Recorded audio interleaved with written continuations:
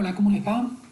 Esta es la clase teórica de introducción al curso de sistemas de representación geométrica, complementaria a la conversación que tuvimos en la clase inicial en nuestro encuentro en los talleres. Esta asignatura entonces se ocupa de la teoría y de la práctica de la representación, muy especialmente de la que se apoya en formas sistematizadas a través de procedimientos geométricos y que despliega una capacidad para describir, conceptualizar e imaginar la forma arquitectónica. Esa sistematización, esos sistemas, consisten en diversas prácticas, no en una única práctica, que se han vuelto usuales para la descripción del espacio en documentos dibujados y que la arquitectura comparte con otras profesiones, con ingeniería, con la agrimensura, con los diseños industriales, etc.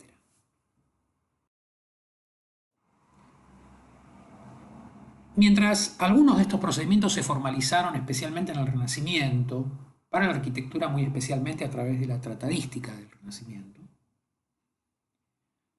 su sistematización a través de lógicas científico-técnicas como manera de describir el territorio y las transformaciones artificiales sobre el territorio, ha sido un desarrollo de las escuelas politécnicas en tiempos modernos, particularmente las escuelas politécnicas francesas a partir de la Revolución Francesa, y se orientaron a volverse instrumentos muy especialmente dedicados a dominar la naturaleza e industrializar los procesos productivos.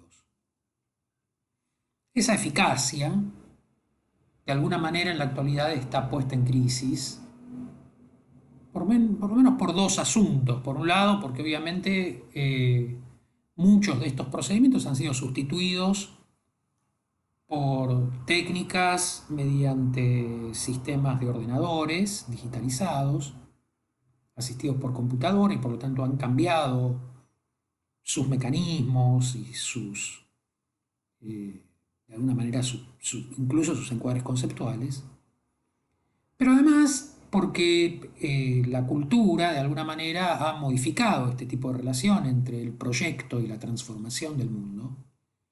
Y de alguna manera aparecen preguntas muy importantes para nosotros que son cómo transformar el mundo, por qué transformarlo, y de alguna manera eso modifica sustancialmente la función del registro del contexto y del medio ambiente, el empleo de la representación como sistema de relevamiento, como modo de comprenderlo y de imaginar su transformación. Y que esto a la vez introduce preguntas muy importantes para nosotros como ¿para qué hacer nuestro trabajo? ¿Por qué hacerlo? Etcétera. Y esto conduce a la vez a preguntas más específicas para nuestro campo de conocimiento, que es cómo hacer arquitectura, ¿no? Y con qué hacerla. Los sistemas de representación tienen entonces un lugar muy importante porque los arquitectos, muy concretamente, no hacemos edificios, a pesar de que creemos que hacemos edificios.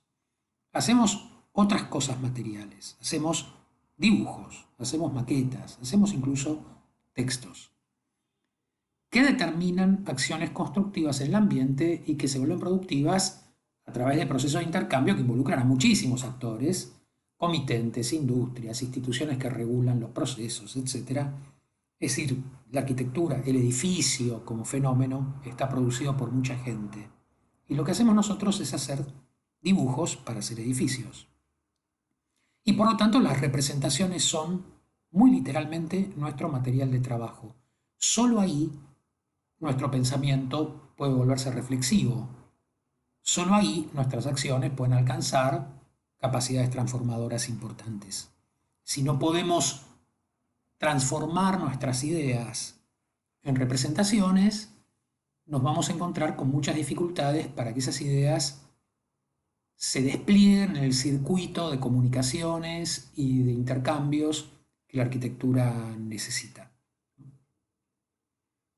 Esta asignatura es entonces a la vez una introducción a la teoría y a la práctica de los sistemas de representación en arquitectura y también una introducción a la forma, al campo que nos permite conocer con qué y cómo podemos, en todo caso podríamos decir, corregirnos, queremos hacer nuestro trabajo.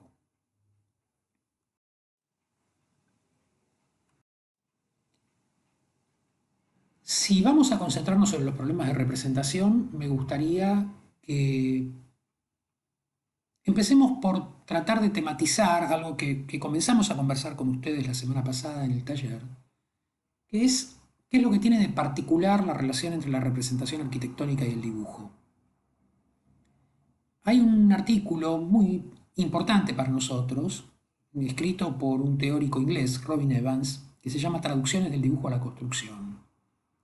Y en ese artículo Evans presenta este ejemplo, retoma una leyenda de la tradición clásica, que es la leyenda del origen del dibujo. En ese contexto, una señorita, Diboutades, está despidiéndose de su amante, que se va a ir a la guerra. Hay malas perspectivas. Puede no volver o volver muy cambiado de la guerra, ¿no? Es un hecho muy traumático la guerra. Y en esa angustia, en esa desesperación, en el momento de la despedida, Diboutades agarra un pedazo de carbón del piso y traza un dibujo siguiendo la sombra proyectada del amante en la pared, para aferrarse de alguna manera a la imagen del amante en su ausencia. Esta es una pintura que hace Sube respecto de este mito.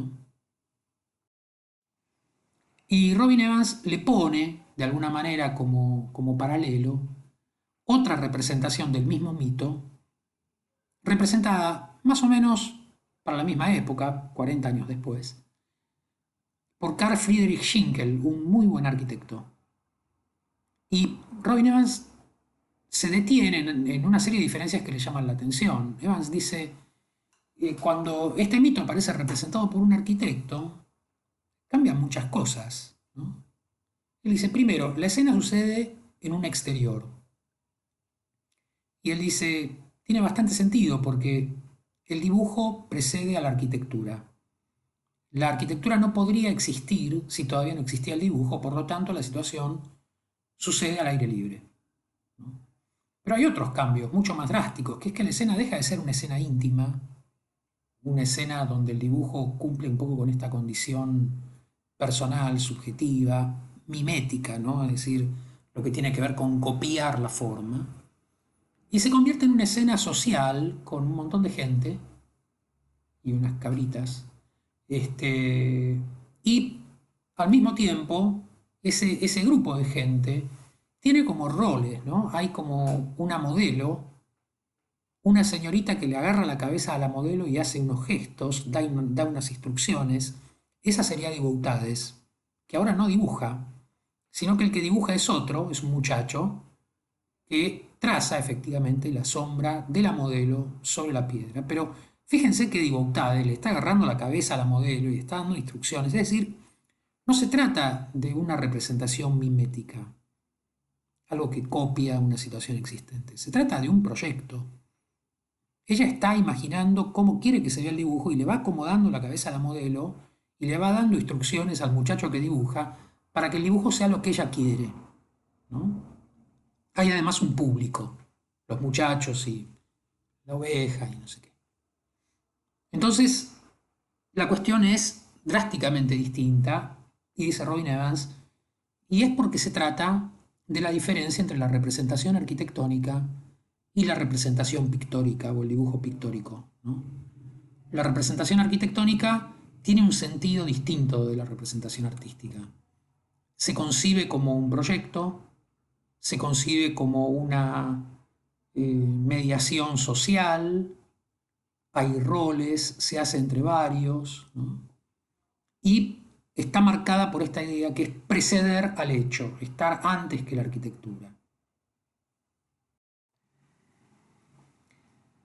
Y siguiéndolo un poco a Robin Evans, se me ocurrió hacer este ejercicio, que podemos hacer rápidamente, que es comparar dibujos de Michelangelo Buonarroti, de Miguel Ángel, ¿no? De este famosísimo artista del Renacimiento tardío o del manierismo, que tenía grandísimas capacidades y que era un formidable escultor, un excelente dibujante y pintor, recuerden los frescos de la Capilla Sixtina, pero un muy sobresaliente arquitecto, ¿no? Es muy interesante ver los dibujos de Miguel Ángel porque cuando uno ve cómo hace un dibujo artístico y cómo hace un dibujo arquitectónico, aparecen algunas diferencias inquietantes, ¿no? No puede ser, che, pero dejó de saber dibujar, hizo una cosa mucho antes que la otra y en el medio aprendió. ¿Cómo es que algo puede ser tan preciso en la descripción de cómo se junta la musculatura del hombro con el cuello, el claroscuro de la nuca, respecto del costado de la cabeza iluminado, etcétera? Y esto que funciona como una especie de mancha imprecisa, ¿no? Bueno, sin embargo, el problema, la propia lógica de la precisión es lo que cambia, ¿no? Porque si acá el dibujo es el objeto que requiere toda esta precisión, ¿no? Y el dibujo se convierte de alguna manera en la obra de arte, en el proyecto arquitectónico lo que encontramos es que Miguel Ángel lo que hace es trazar como unas geometrías, ¿no? Con lápiz, ¿lo ven? Como empieza a tirar unas paralelas, hay unas distancias, clava un compás y deja un agujerito en el papel donde clavó el compás y empieza a trazar círculos que están medidos a cierta distancia. Hay unos radios, esos radios van marcando como una equidistancia de las columnas que a veces le erra un poco en el dibujo, pero se entiende que él está pensando en cómo encontrar ese sistema de medición que permita ordenar la disposición de esas columnas, cómo producir una estructura adentro de otra estructura, adentro de otra estructura, unos refuerzos. Es decir, él está ordenando elementos que no necesita describir con mucha precisión todavía. Y el dibujo tiene esta condición difusa, en el sentido de que no tiene la precisión en el delineado y en la configuración de los elementos, pero sí tiene precisión en la estructura geométrica que regula las relaciones entre las partes y el conjunto.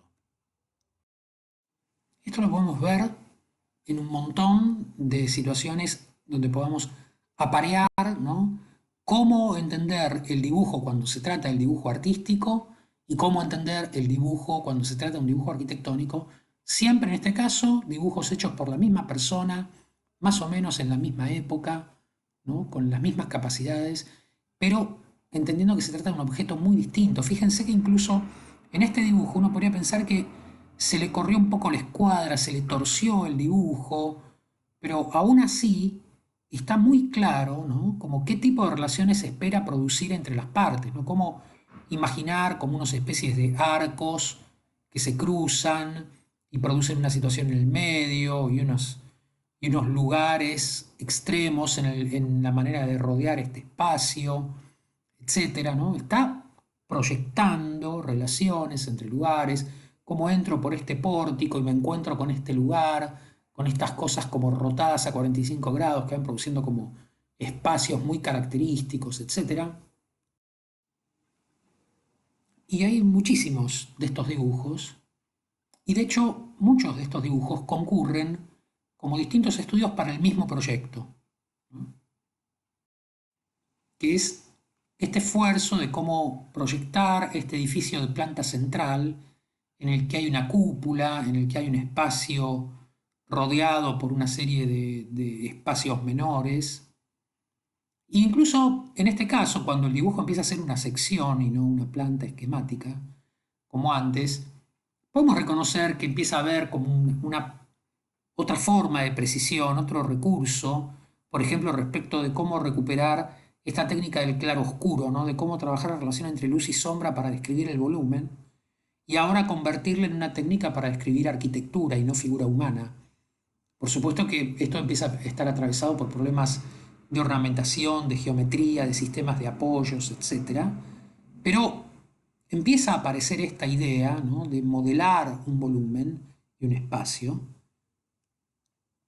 con una técnica de pinceles, lápices, Pero este dibujo ya es un dibujo que analiza cosas muy diferentes a los anteriores, ¿no? Porque justamente parte del problema del proyecto arquitectónico es que empieza a haber dibujos que se encadenan entre sí, se complementan entre sí y no tienen funciones tan semejantes. Cada uno es capaz de escribir diferentes cosas y adquirir diferente precisión.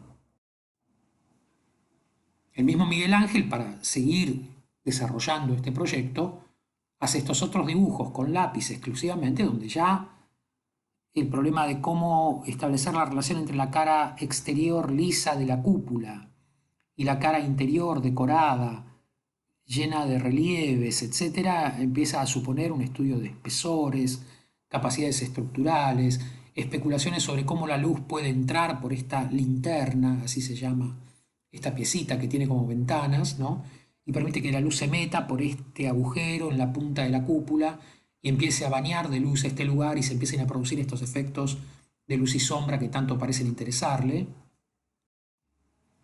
E incluso aparece otro instrumento de representación que ya no es ni el dibujo de tinta ni el dibujo de lápiz, sino, por ejemplo, en este caso, una maqueta que trabaja con una sección, que puede empezar a estudiar todas estas relaciones que veíamos, pero ya con otro tipo de precisión, con otro tipo de clasificación de los elementos, ¿no? Y de entender lo que es una envolvente interna con un cielo raso armado, etcétera, lo que es una envolvente externa con impermeabilizaciones, con estructuras, etcétera. Cómo esa maqueta puede ser vista desde el exterior y entender cierto tipo de problema organizativo, y desde el interior y confrontar con otros tipos de problema organizativo, hasta que finalmente esto se construye. Esto es el, el espacio central de la Catedral de San Pedro en Roma, que es lo que venía proyectando desde aquellos dibujos que veíamos al principio Miguel Ángel, ¿no?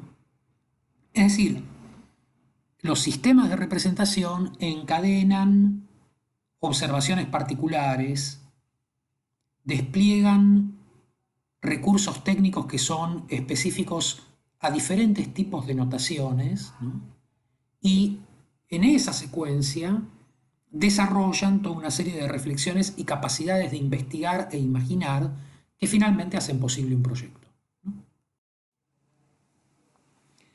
Pero además, la arquitectura tiene de alguna manera esta particularidad que es, como charlábamos con ustedes en el taller la semana pasada, estar definida como una disciplina que reflexiona sobre su sentido y sobre su origen.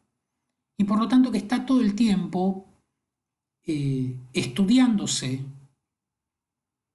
como un campo que se estudia a sí mismo, ¿no? Es decir, la, la forma de producir arquitectura para Miguel Ángel era estudiar arquitectura.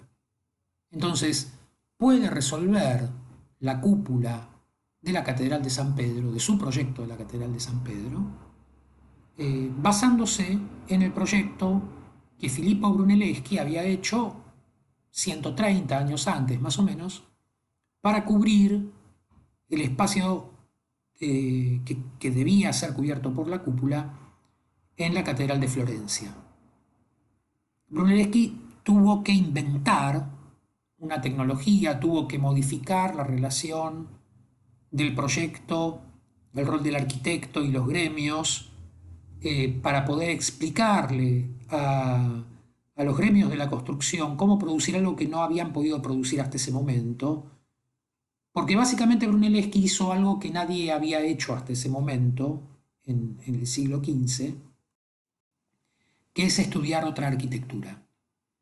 Brunelleschi se dio cuenta que esta cúpula, que nadie más podía construir porque se le venía abajo con los saberes de la época, se iba a volver posible de construirse si aprendía de una cúpula que habían construido los romanos antes, la que había hecho Apolodoro de Damasco para el emperador Adriano en el Panteón de Roma, en el año 125, es decir, 1300 años antes, ¿no?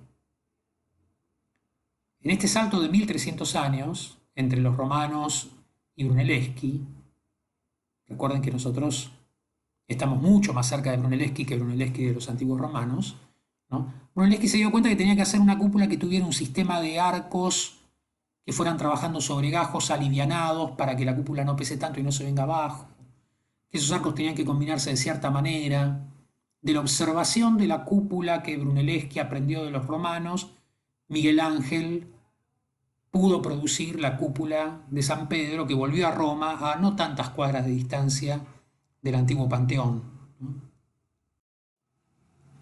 Pero Apolodoro de Damasco, cuando hizo el Panteón en Roma, también estaba interesado en que este edificio, que tenía que ser el templo de todos los dioses, y por lo tanto tenía que cumplir con esta idea circular como de espacio de convergencia, podía inspirarse a la vez en los templos que habían producido los antiguos griegos, 400, 500 años antes, por ejemplo Fidias, cuando hizo el Partenón en la Acrópolis de Atenas, donde el sistema de apilamiento de elementos de mármol trabados con un frontis y un techo a dos aguas termina conformando un sistema de pórticos perimetrales del Panteón que, perdón, del Partenón, que para el Panteón se convierte en un pórtico frontal exclusivamente, como una especie de pieza adicional que representa la manera en la cual los romanos se ponen en relación con esta tradición religiosa que comparten con los griegos. Es decir, un templo tiene estos atributos, este pórtico por el cual se pone en relación el espacio público con el edificio, se accede, etc. Y cómo hacer este pórtico se aprende representándolo, estudiándolo a través de dibujos del Partenón en Atenas. Estos procesos de aprendizaje a través del dibujo, de relevar, aprender, transformar, reinterpretar, se mueven a lo largo del tiempo de modos especialmente interesantes, ¿no? Fíjense que 1500 años después, Andrea Palladio en Vicenza produce la Villa Rotonda para producir una casa de campo que sea capaz de administrar un territorio rural. Y asume que puede, por ejemplo, para hacer una casa de campo, inspirarse en un templo de la antigua Roma. Y nos presenta su proyecto en los 4 libros de arquitectura, donde establece este sistema de dibujos concertados entre planta, corte y elevación, ¿no? Donde nos muestra cómo se define la organización de esta casa, con un espacio central que tiene una cúpula, con una entrada de luz, igual que en el Panteón, pero mucho más chico, ¿no? Con muchos menos esfuerzos estructurales, que el pórtico que define de alguna manera este modo de relacionarse con el paisaje aparece, pero aparece 4 veces y no una sola vez, ¿no? Pero en el mismo libro en el que nos cuenta eso, algún capítulo más adelante, algunas páginas más adelante, aparecen todos sus dibujos estudiando al Panteón, ¿no? Es decir, estos sistemas de representación van traduciendo los comportamientos de la arquitectura a geometrías representadas que pueden convertirse en este campo de conocimiento que va migrando de edificio en edificio y que va habilitando todas estas reflexiones proyectuales.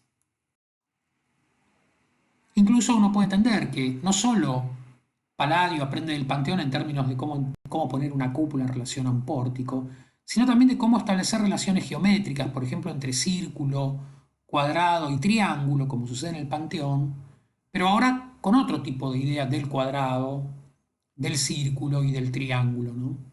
Se trata de un sistema de relaciones ordenado ahora con diferentes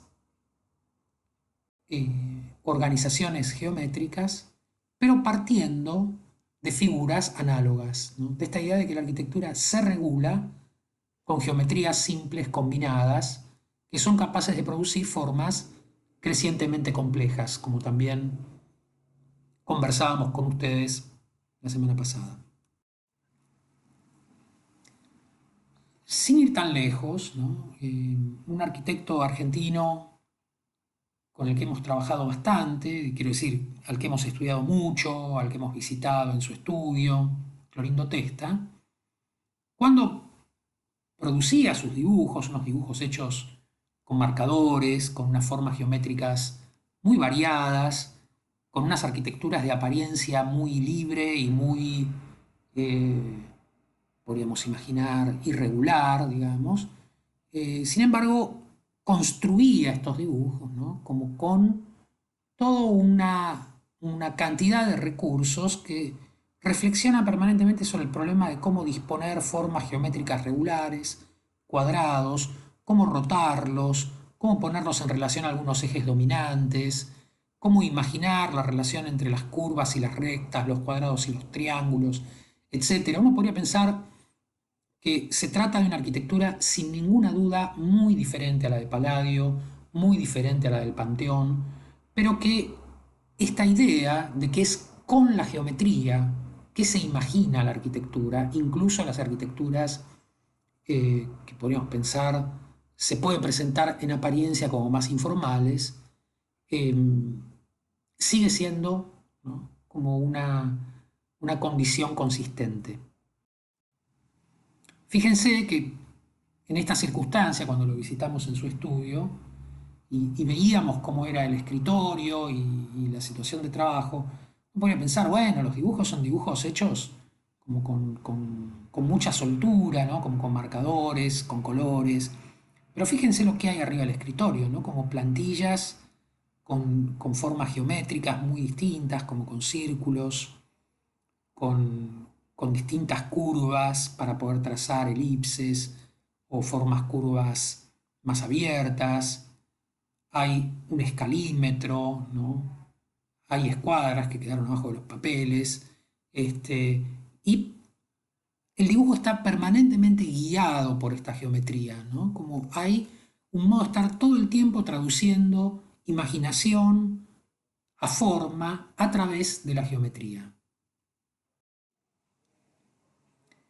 Y en este sentido, ¿no?, es muy importante entender que geometría quiere decir, etimológicamente, medición de la Tierra, ¿no? Es decir, es el campo de conocimiento que se desarrolla desde el antiguo Egipto, a través de la antigua Grecia, hasta el presente, como el instrumento para medir el mundo, o el universo, si quieren ser un poco más ambiciosos.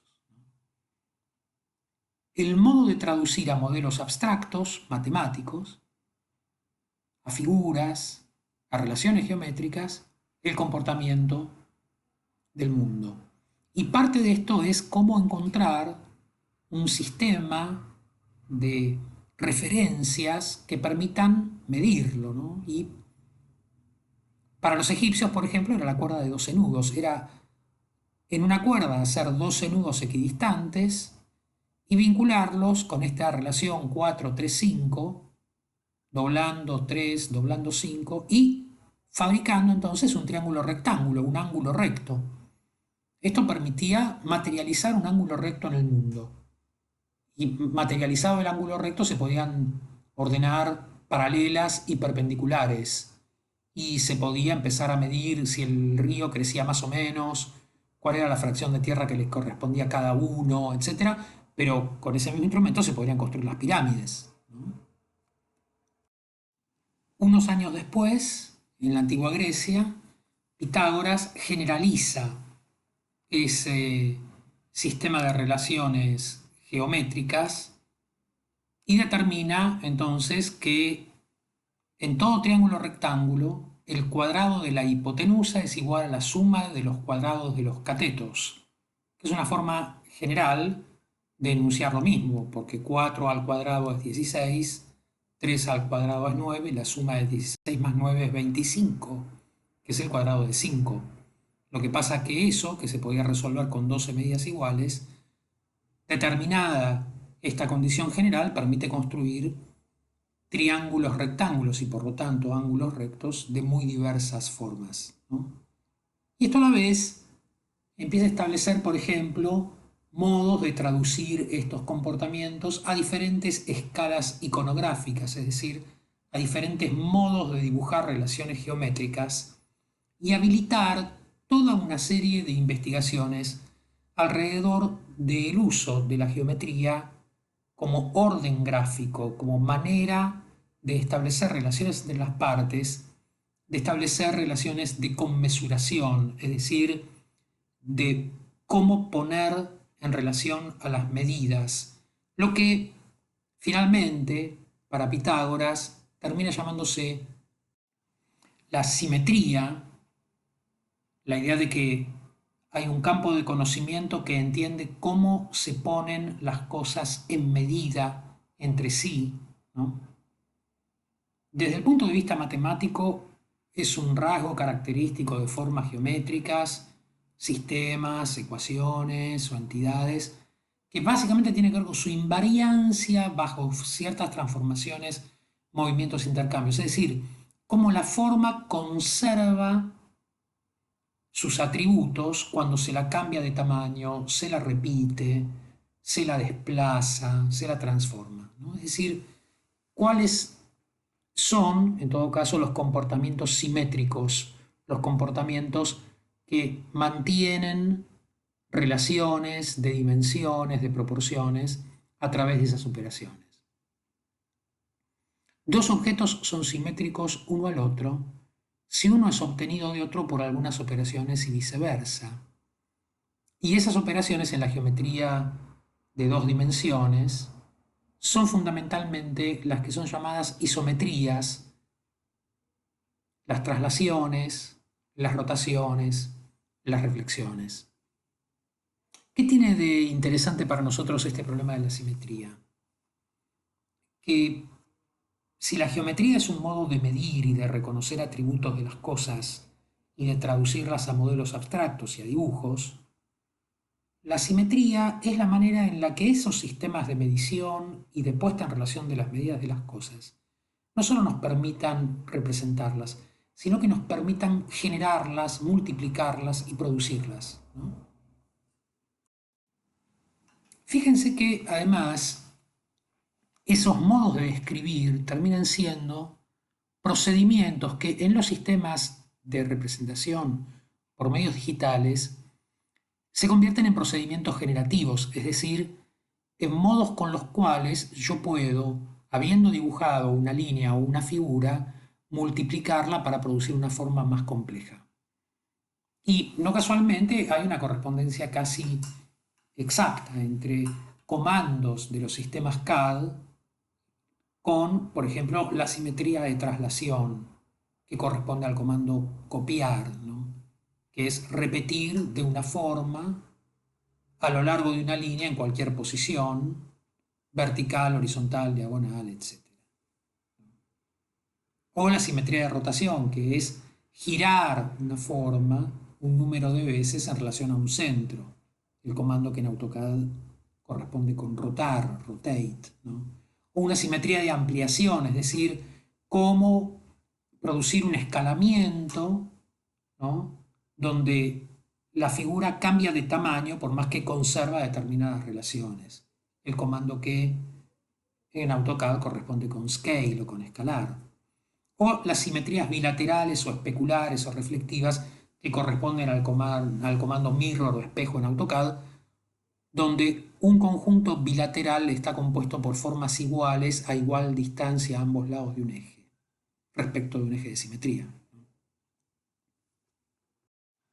Volvamos a la vila rotonda, ¿no?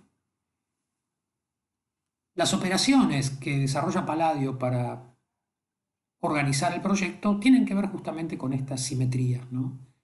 Por ejemplo, la simetría especular o reflexiva.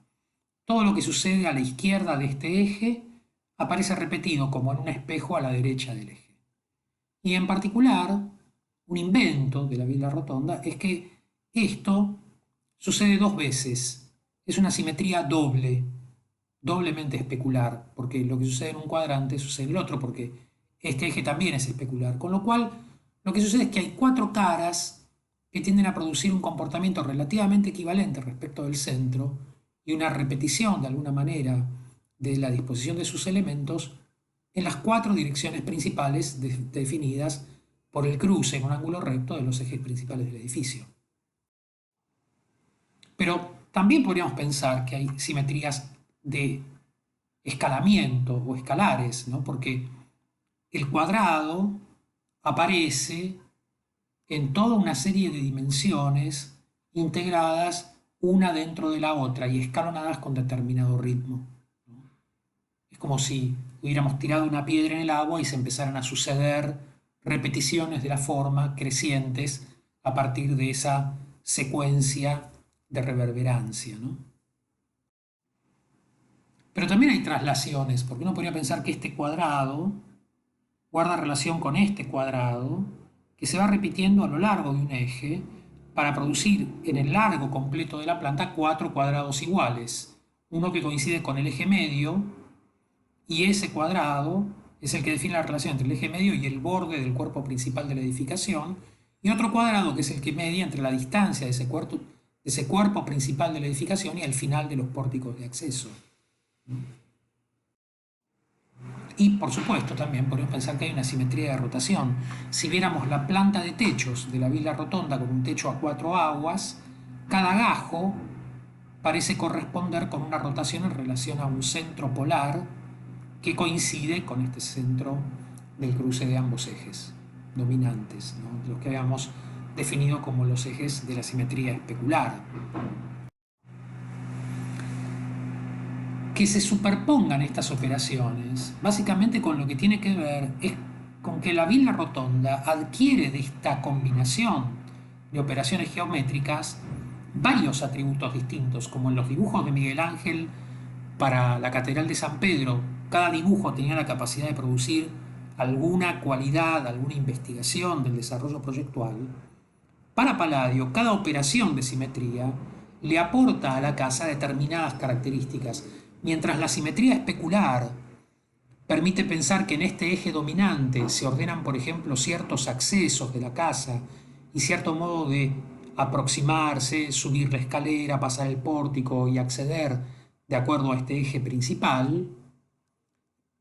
La lógica de la casa como un objeto gobernado por una simetría de rotación y escalar, permite entender de qué manera los escorzos de la casa, la manera en la cual la vemos cuando empezamos a rodearla y vemos la relación que establece con el campo, empezamos a entender también cómo se genera una especie de eje vertical o de situación donde ver a la casa desde las aristas también presenta una visión que tiene un control geométrico de cómo percibirla, ¿no?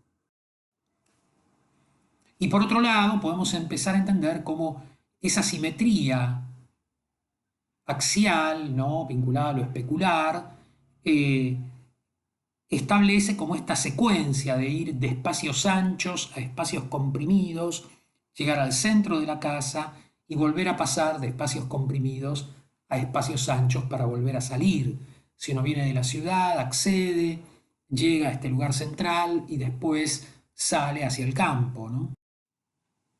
Pero si nos interesaba entender cómo se ordenaba el espacio del exterior al interior y volver a salir, cuando nos detenemos en las características de este espacio central, del que está definido por la cúpula y su linterna por la que entra la luz, un balcón en el nivel superior, otro paso hacia el basamento en la planta baja, digamos. Es decir, empieza a haber toda una serie de espacios encadenados verticalmente que de alguna manera operan a modo de foco, ¿no?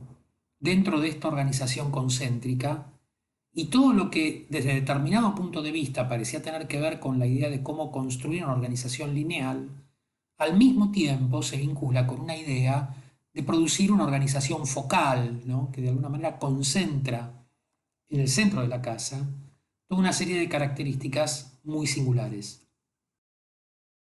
Justamente lo que vuelve tan interesante al proyecto de la Villa Rotonda y que hace que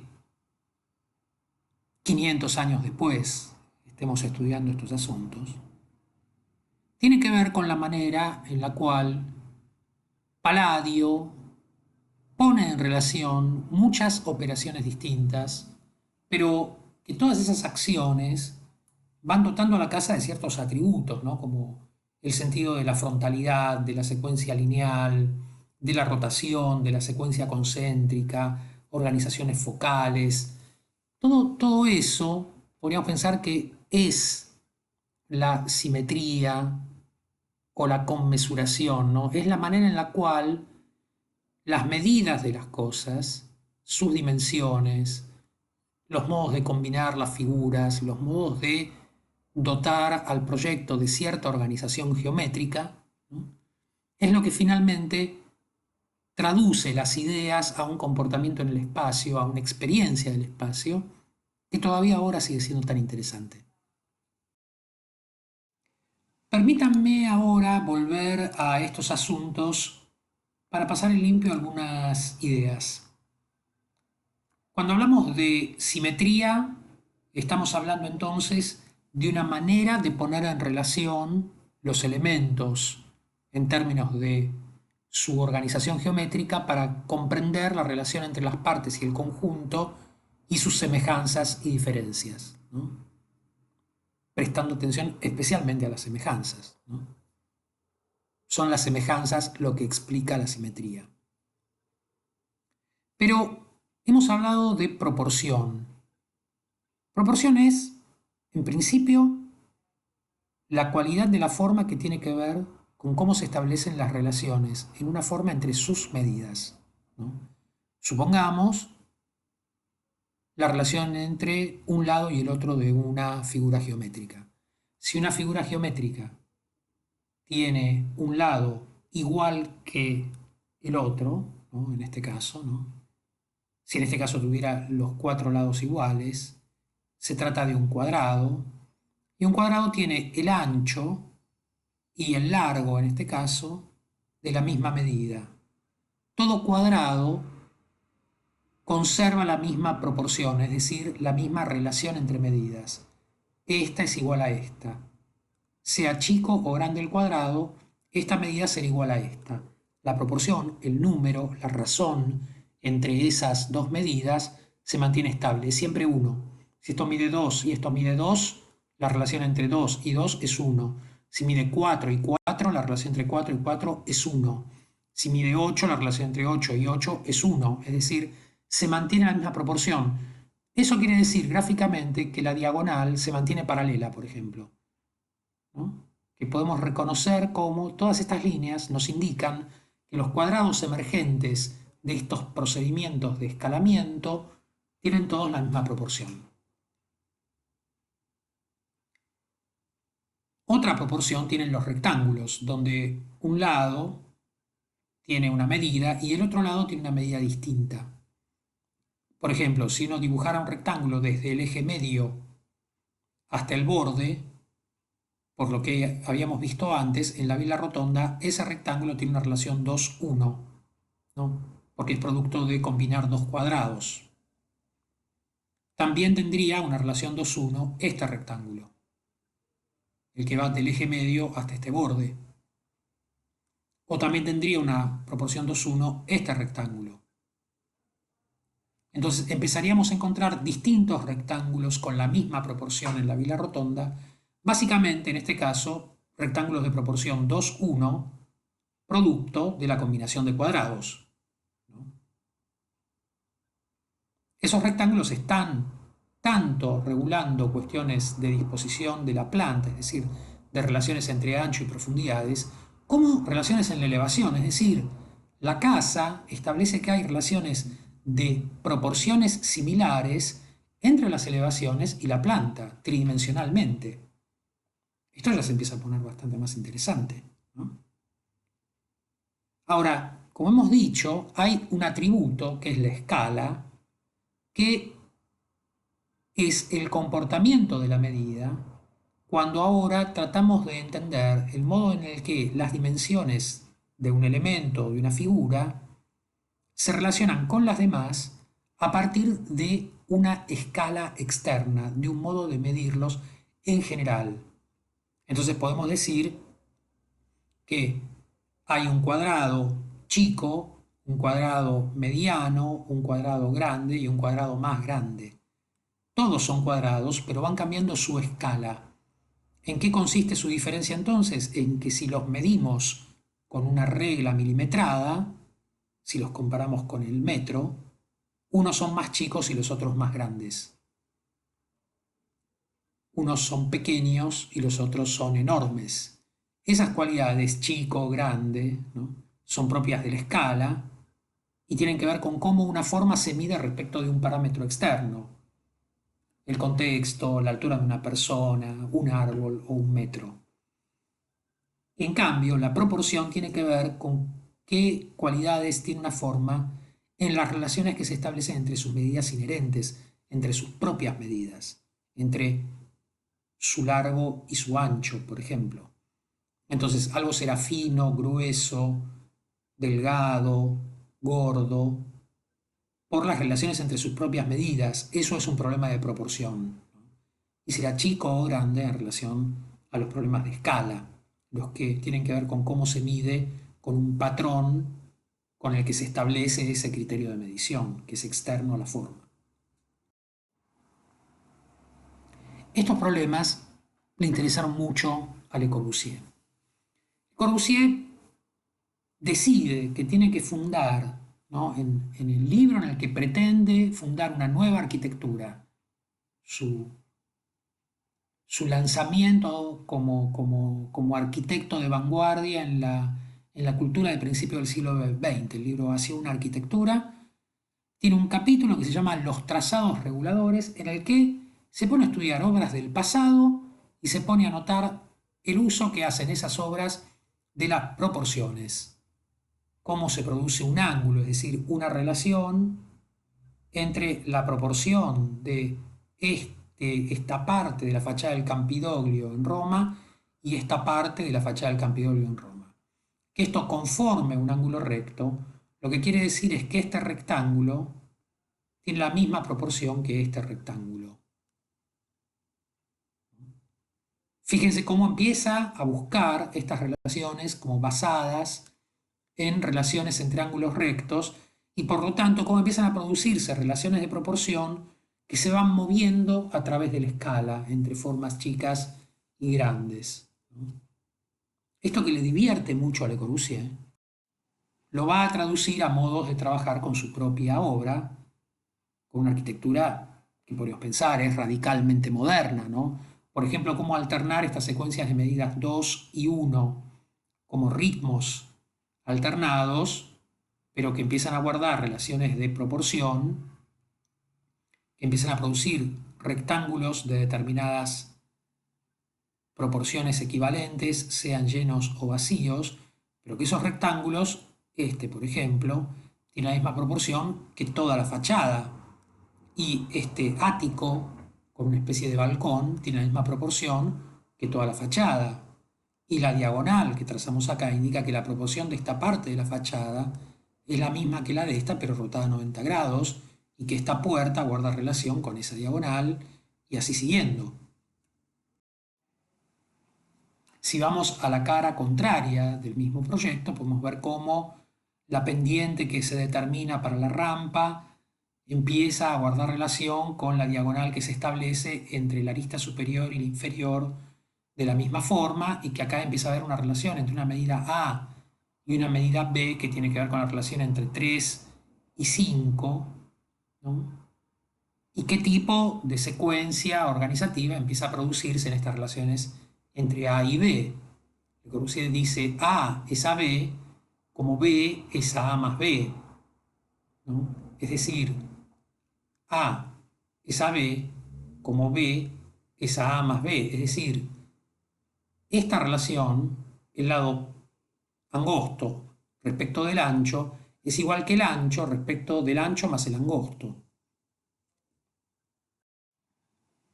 Y esto lo pone a Le Corbusier en relación directa con nuestro amigo Andrea Palladio. Este uso de las proporciones, aún en dos arquitecturas tan drásticamente distintas como la casa Stein, de la que veíamos las fachadas antes, y la Villa Malcontenta, proyectada por Palladio muchos años antes, siglos antes, ¿no?, conservan, a pesar de sus enormes diferencias, una estructura geométrica análoga, la secuencia A, B, A, B, A, que para Palladio ordena la relación entre habitaciones, escaleras, espacio central, escaleras y habitaciones, y para Le Corbusier entre anchos que determinan la posición de las columnas, que fijan los ritmos dominantes, por ejemplo, para poner una escalera. Fíjense qué parecida pone la escalera Le Corbusier en esta casa de como la puso Palladio acá atrás, ¿no? 500 años antes. Y fíjense cómo además las dimensiones transversales de la casa de Le Corbusier no son tan diferentes a las que imagina Palladio para la casa malcontenta, y cómo las escaleras que giran en L en la villa malcontenta parecen guardar alguna relación con la relación entre la escalinata y la terraza en la casa de Le Corbusier. Le Corbusier no nos contó nada de estas cosas que él andaba haciendo en ese momento, y de todo lo que le gustaba a Palladio lo descubrió Colin Rowe en 1947, cuando se puso a ver los planos y dijo: estas medidas me suenan de algún lado, ¿no? Alguien podrá decir, pero ¿cómo se dio cuenta Colin Rowe? Bueno, se dio cuenta porque estudiaba, y básicamente porque su maestro había sido Rudolf Bitkover. Y Rudolf Bitkover había estudiado muy especialmente cómo eran las lógicas de organización geométrica de los sistemas proporcionales y rítmicos en la organización de las casas de Andrea Palladio. Y por lo tanto él puede entender cómo esta organización guarda alguna relación con esta organización. Permítanme pensar lo siguiente. Palladio ha sido un arquitecto tan interesante porque le encantaba dibujar, porque produjo un libro, los 4 libros de arquitectura, donde dibujó con muchísima dedicación todos sus proyectos, pero además todos los proyectos de los que podía aprender, los detalles de los edificios de la antigua Roma, fue, los midió, los volvió a dibujar, se puso a corregirlos, a decir: che, esto que no le da tan bien, a mí me gustaría ponerlo más derecho, encontrar la medida más ajustada para las cosas, etc. Es decir, al dibujar, se dio cuenta que estaba descifrando la organización de los proyectos, que estaba aprendiendo arquitectura, y se convirtió en un arquitecto sobresaliente. Al otro, al que le encantaba dibujar, era a Le Corbusier, que se pasó toda su juventud haciendo dibujos para aprender a hacer arquitectura, y solo después de haber llenado libros enteros de dibujos de sus viajes y de sus aprendizajes de la observación de la arquitectura del pasado, se inventó una arquitectura nueva. Una arquitectura muy nueva y al mismo tiempo más o menos nueva, porque aprendió cómo imaginar la conmesuración y las relaciones de medida, no ya entre muros portantes y techos con pendiente, pequeñas ventanas y habitaciones compartimentadas, sino plantas libres, ventanas corridas y terrazas jardín, bueno, con las mismas herramientas metodológicas de la proporción, la conmesuración, el análisis geométrico. Y parte de esta experiencia se cifra en un ejercicio realmente interesante que está documentado en 2 libros de Le Corbusier, el Modulor y el Modulor 2, en los que hace un esfuerzo por establecer una relación íntima entre proporción y escala. Le Corbusier interpreta que puede imaginar un sistema de medidas que ponga en relación 2 cuadrados de manera tal que el modo de superponerlos empiece a generar relaciones vinculadas a lo que se conoce como la proporción áurea y las series de Fibonacci. ¿Qué serían la proporción áurea y las series de Fibonacci? Bueno, en principio son esas relaciones que le había gustado presentar en la fachada de la casa Stein. Una medida esa otra medida como la tercera es a la suma de las otras 2. Es decir, 43 es a 70, como 70 es a 113. Esto permite empezar a establecer relaciones correlativas de proporciones. Esta es a esta como esta es a esta. Y cada vez que agreguemos un cuadrado, lo que va a suceder es que va a aparecer un nuevo salto de escala proporcional a los anteriores. Le Corbusier dice, si yo combino dos cuadrados de 1,13 m y establezco entonces una potencial altura de 2,26, esas relaciones pueden empezar a establecer relaciones tales que 183, 113 más 70, ¿no?, sea una altura propia promedio de un habitante, el modulor de un modelo abstracto de medida humana, que a la vez esa sea una altura propia de una altura de un antepecho, por ejemplo, y 2,26 puede ser una altura de una altura baja o de una ventana alta. Pero en esa serie, como esa serie es proporcionalmente infinita, puede crecer y decrecer indefinidamente, quiero decir, tantas veces como sea necesario, puedo empezar a imaginar medidas intermedias que ordenen para Le Corbusier la totalidad de las medidas del proyecto. Un asiento bajo, un asiento convencional, un escritorio, un antepecho de una ventana bajo, un antepecho alto, uno bastante más alto, la altura de mi cabeza, la altura del espacio, etc. Y esto se constituye como una serie de Fibonacci porque todos los saltos basados en la proporción áurea operan a modo de una serie abierta. Estas series son las que investigó el matemático Fibonacci, que es cómo entender estos sistemas de relaciones proporcionales crecientes y decrecientes, podríamos pensar infinitamente crecientes y decrecientes, ¿no? Lo que es interesante es que en este ejercicio que investiga las relaciones proporcionales, Le Corbusier lo que trata es de anclar la escala a la proporción y pensar que los crecimientos y decrecimientos se produzcan con un sistema de proporciones regulares o estables.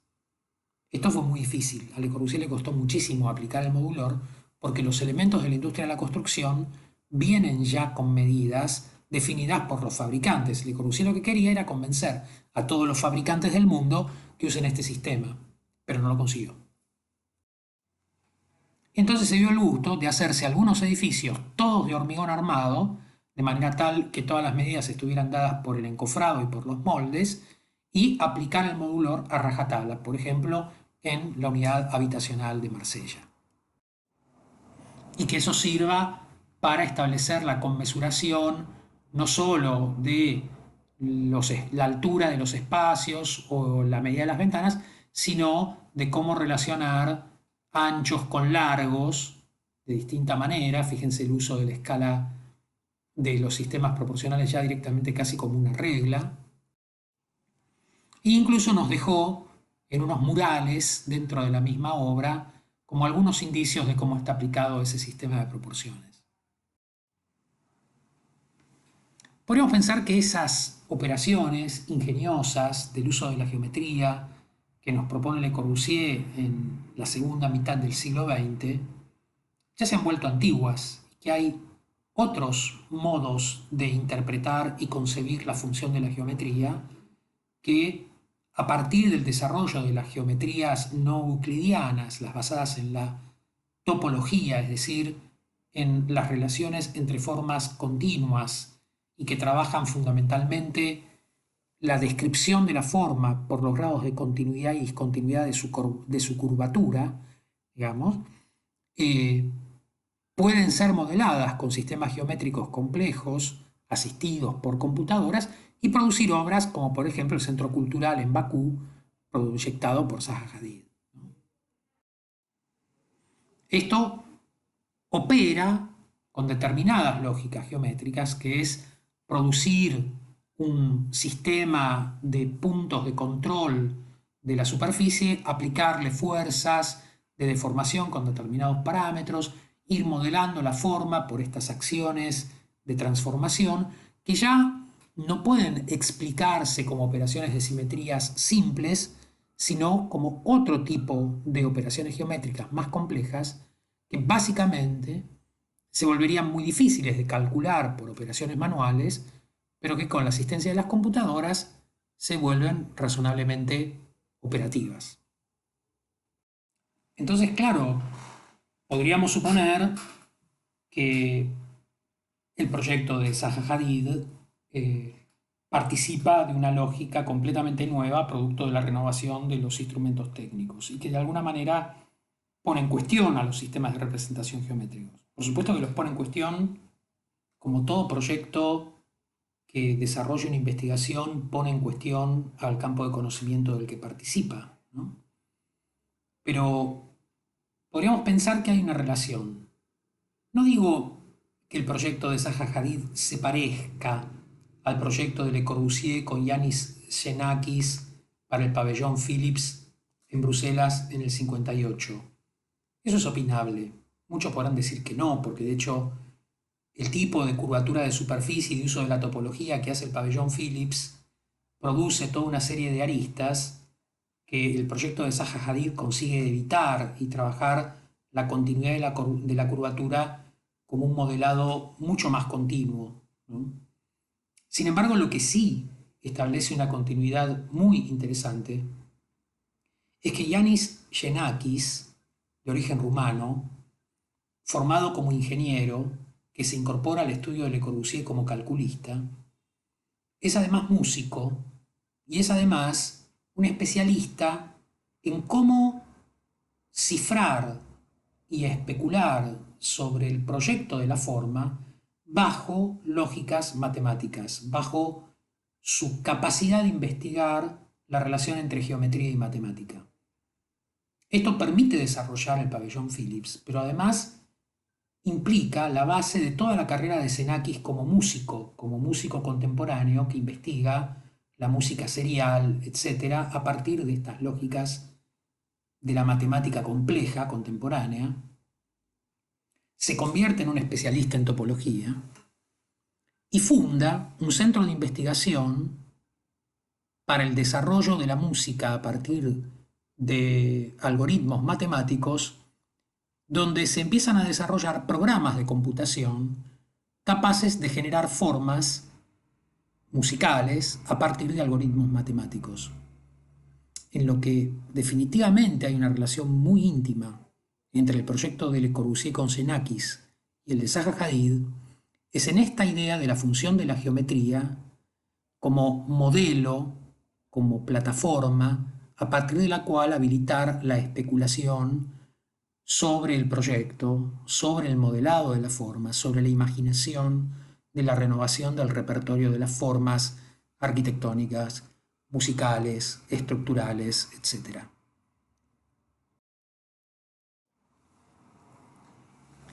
Me interesa especialmente ahora tratar de producir este enlace con este momento que opera como ruptura y al mismo tiempo como fundación de toda una serie de tradiciones previas. Muchos de ustedes están acostumbrados a decir que aprendieron a hacer cosas con los dibujos que se llaman hacer Monge, ¿no? O usar el sistema Monge.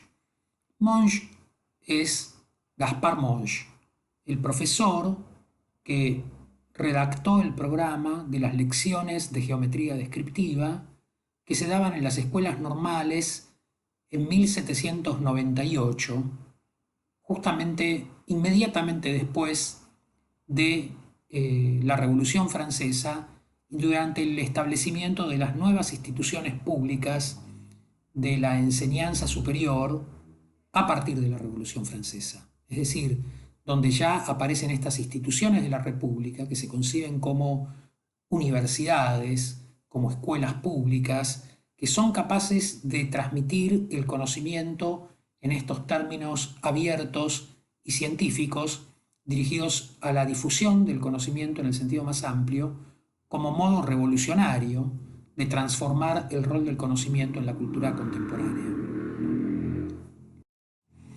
Y en el programa del curso de geometría descriptiva, a fin del siglo XVIII, Monge empieza el programa diciendo: para librar a la nación francesa de la dependencia en que hasta hoy ha vivido de la industria extranjera, necesitamos en primer lugar dirigir la educación nacional hacia el conocimiento de los objetos que exigen exactitud, lo que hasta nuestros días se ha descuidado en un todo, y acostumbrar las manos de nuestros artistas al manejo de todo género de instrumentos que enseñan a trabajar con precisión y a medir los grados diferentes del trabajo.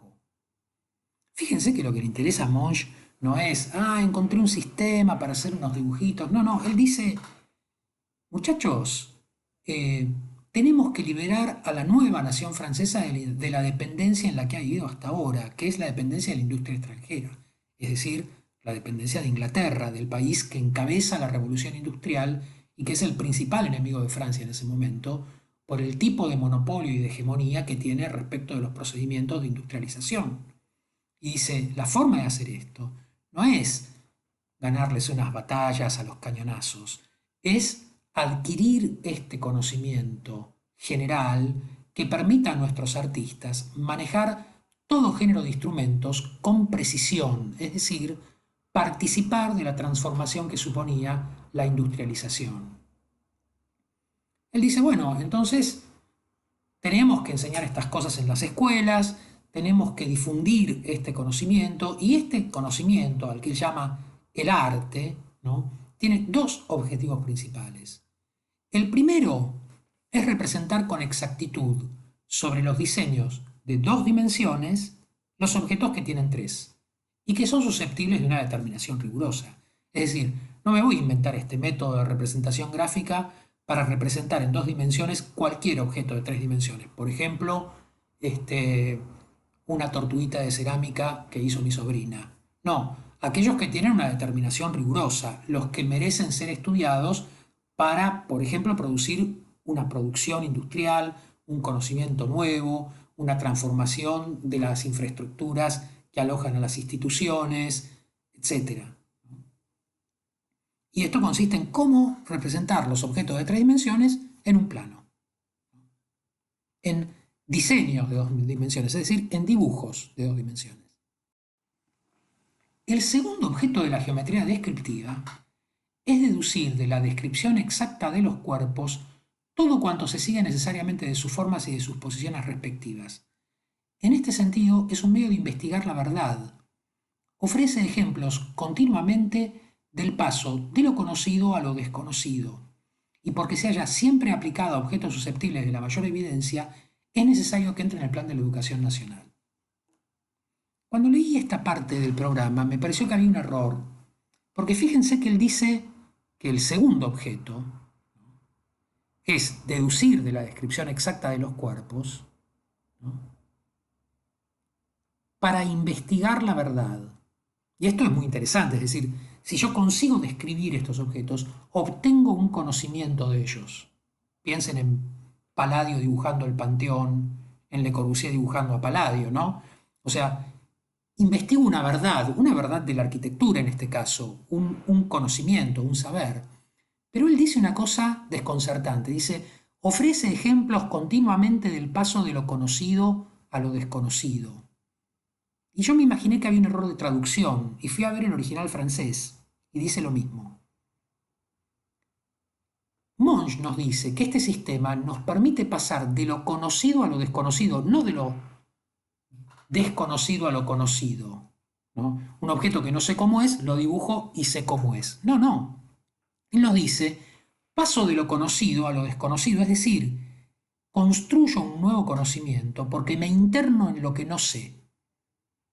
Aquello que veo y que comprendo a simple vista, ahora se convierte en un enigma, y al dibujarlo, lo convierto en una interrogación, en un territorio en el cual no sé y por lo tanto necesito estudiar, ¿no? Y esto es lo que más le interesa. Lo que más le interesa es que los objetos de mayor evidencia se conviertan en un objeto de investigación. Y esto, más que ninguna otra cosa, es lo que necesitamos aprender de Monge. En ese artículo que les citaba al principio de la clase, cuando nos referíamos al origen del dibujo, y les mencioné que eso estaba basado en un texto de Robin Evans, Traducciones del dibujo a la construcción, hacia el final del artículo, Robin Evans también produce una comparación entre dos imágenes, entre la pintura de William Blake, El anciano de los días, y la pintura de Giacinto Brandi, conocida como la arquitectura, aunque no tiene nombre, ¿no? Que nos muestra a la derecha. Y Robin Evans nos dice, eh, durante la mayor parte de la historia de la arquitectura hemos creído que el arquitecto operaba como el anciano de los días de William Blake, como una especie de dios que sabe todo, ¿no? Y que usa la geometría para trazar la forma del mundo, como para llevar adelante estas ideas de arriba para abajo, ¿no? Como para ordenar el mundo a partir de conceptos y convertir a la geometría en un instrumento dócil que lo organiza. Y dice Robin Evans, me encantaría que fuera como la que dibuja Giacinto Branti, como si fuera esta señorita atractiva, que nos mira con curiosidad, incluso con picardía, y que sostiene un compás en la mano, y que al sostenerlo lo que está haciendo es preguntándose, ¿para qué lo podré usar? ¿No?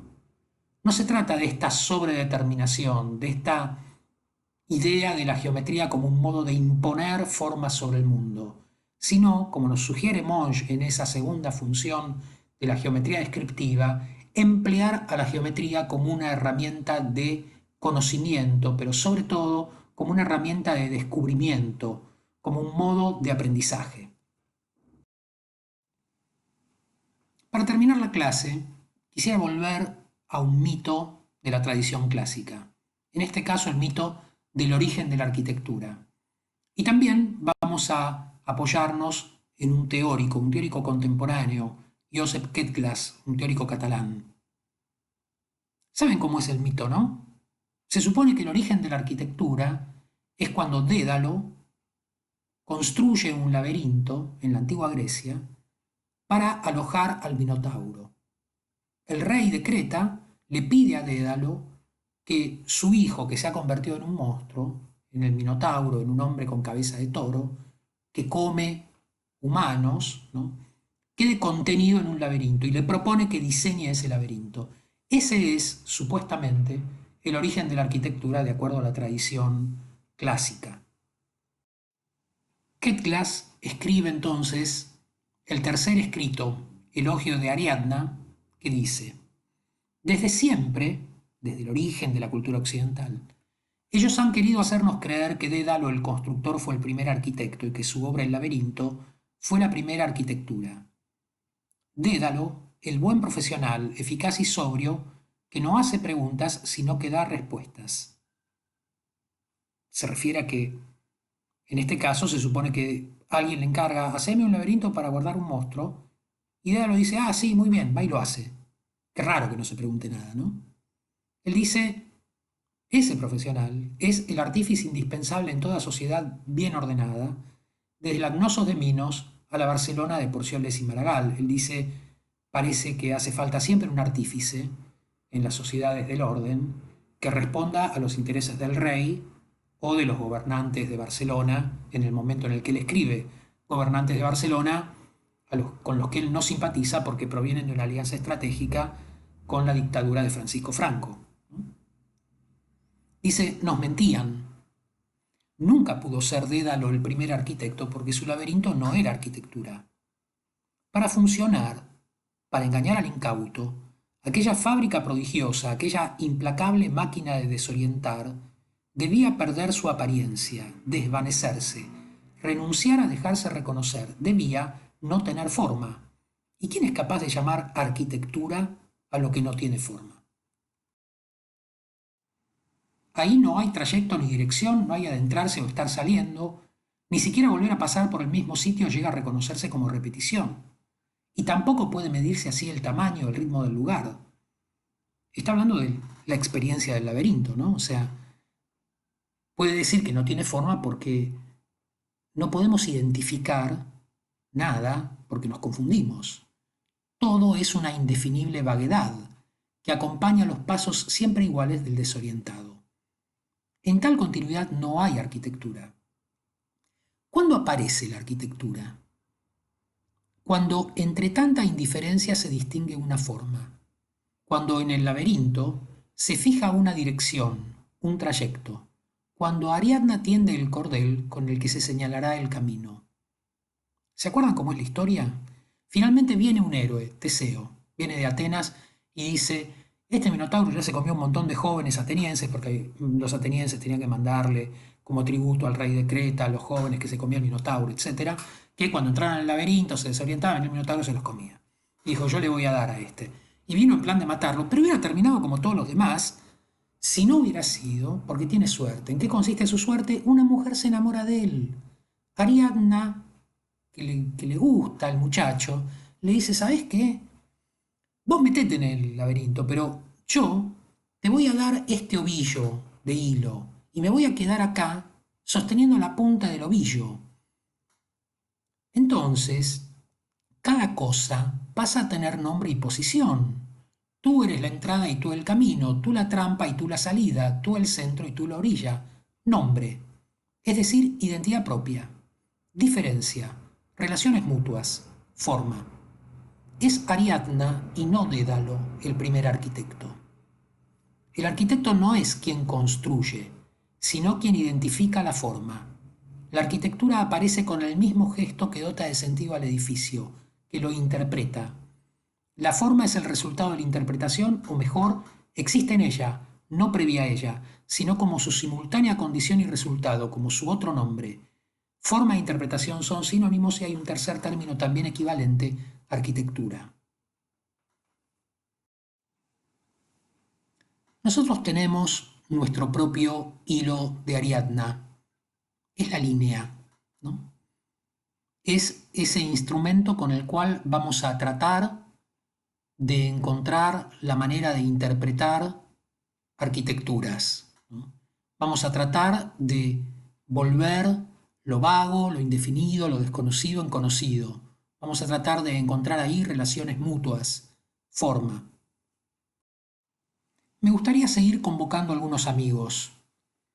En este caso se trata de un arquitecto catalán que lamentablemente falleció muy joven, Enric Miralles, y una joven colaboradora por entonces, Eva Prats, que nos sigue acompañando. Produjeron juntos en 1991 una doble página en la revista El Croquis donde se publicaba la obra de Enric Miralles junto a Carmen Pinós, que se llama Cómo acotar un croissant.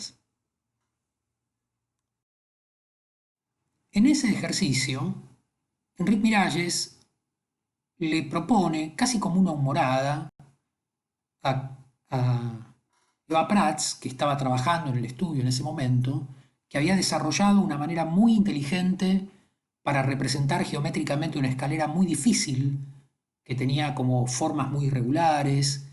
Le dijo, vos sos capaz de dibujar cualquier cosa. Vos hasta serías capaz de dibujar una media luna. Y abordan el ejercicio.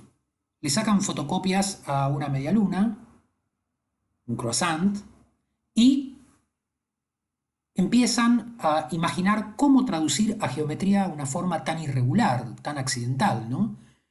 Cómo pasar de las curvas cerradas a las abiertas, cómo encontrar intervalos para medirla, cómo hacer secuencias de secciones para entender cómo va cambiando el contorno de una forma más redondeada a una más chata, etc. Y producen todo este conjunto de dibujos que van acompañados de la fotito de la media luna que relevaron, ¿no?